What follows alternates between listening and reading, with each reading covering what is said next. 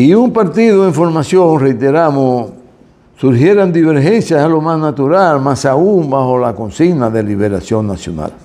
A pesar de las fuertes concepciones ideológicas y políticas de su fundador, no fueron suficientes que en una sociedad burguesa y pequeño burguesa no surgieran contradicciones y grietas que ponían en juego los objetivos que se había planteado su fundador, profesor Juan Bosch.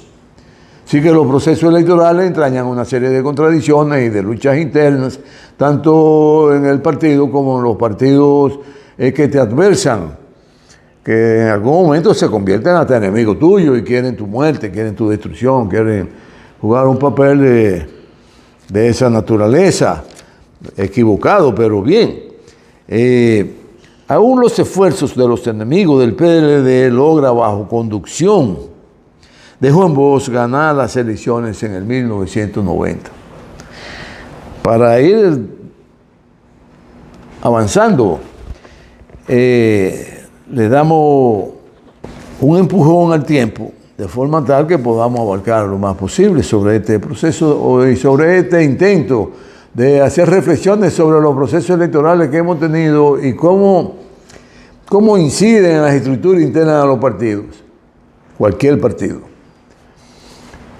Muestra de ello fue el proceso del Partido Revolucionario Dominicano, cuando participó el señor Miguel Vargas, Rafael Hipólito Mejía, y la enemistad y la división del partido estuvo sellada con sangre, no de muerte, pero con sangre, porque jamás volvieron a tener encuentro alguno. Pero como siempre, en América Latina, y para muestra es suficiente un botón, podemos hablar del proceso más reciente de El Salvador, de Honduras, de Bolivia, de Colombia, de Brasil.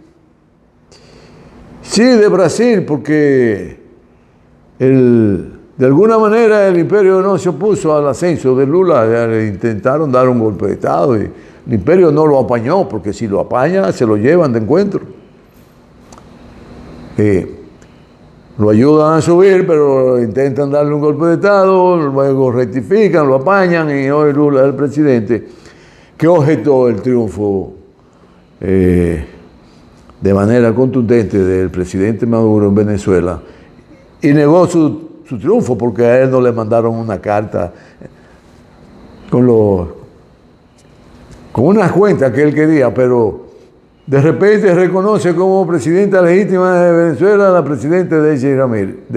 Daisy, no se entiende eso. Porque si el presidente Maduro era un presidente inorgánico, entonces ¿cómo su vicepresidenta, que es él quien le elige, es orgánica? Eso tiene usted que explicarlo, señor presidente Lula, al mundo. Porque si no, su figura y su conducta y su integridad te va a quedar cuestionada, porque no crea que los asuntos pasan así y nadie se da cuenta. Usted debe explicarlo muy bien claro eso. Y usted nunca ha dicho nada de manera concreta ni de manera que lo identifique a usted como un hombre defensor de los derechos individuales del ser humano, del apresamiento que se le hizo con el uso de la fuerza de una potencia más grande, de una de las potencias más grandes del mundo, tal cual le hicieron a Toussaint Louverture. En una batalla, en una de las negociaciones, los franceses lo hacen preso, se lo llevan a Francia, lo meten en el Gástula ahí, en una solitaria, y provocan la muerte de Toussaint. Eso quieren hacer con Maduro.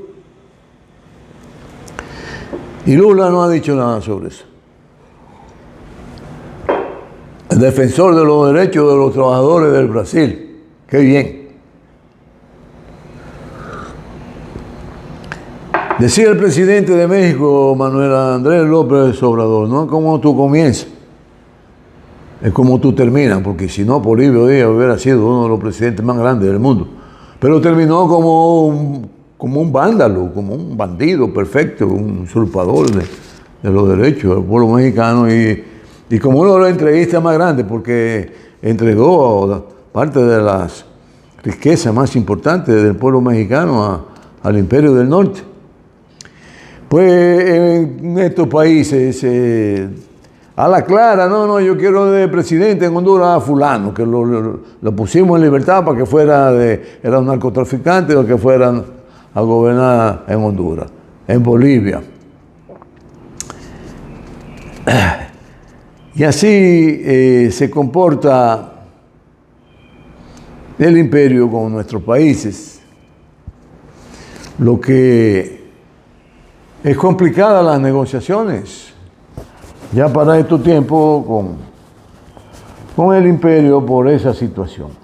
El PLD logra junto al PRD variar el tiempo de gobernanza al Partido Reformista en uno de los procesos en que vuelve el presidente Joaquín Balaguer, le dobla el pulso al desarrollo histórico del país, imponiéndose. Esto ya para el 1994. Tiene que, bajo un acuerdo político que se hizo, donde participó el PLD, el PRD y las instituciones más importantes del país, incluyendo la Iglesia Católica, cede convocar elecciones para 1996.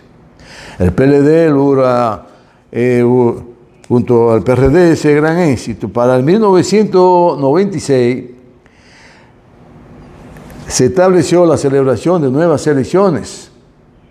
Y para ese proceso electoral de selección de los candidatos a la presidencia por parte de la población dominicana, tiene que elegir para quién será el nuevo presidente.